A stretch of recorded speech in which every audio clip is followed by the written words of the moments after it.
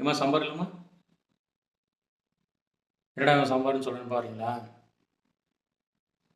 சாம்பார் என்பது எல்லாருக்கும் பிடித்த உணவு என்பது மாறி இன்னைக்கு பட்டப்பெயராகவும் புனைப்பெயராகவும் மாறி இருக்கு. வாடா சாம்பார், போடா சாம்பார், உட்கார சாம்பார்.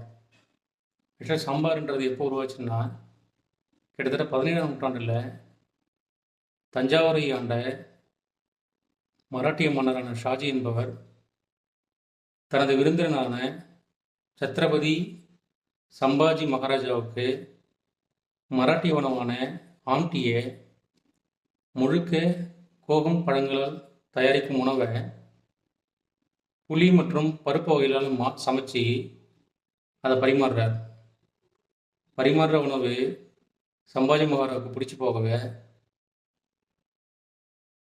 அந்த உணவுக்கு சம்பாஜி மகாராஜா சார்பாக சம்பாஜி ஹானர் அப்படின்னு பேர் வச்சார்.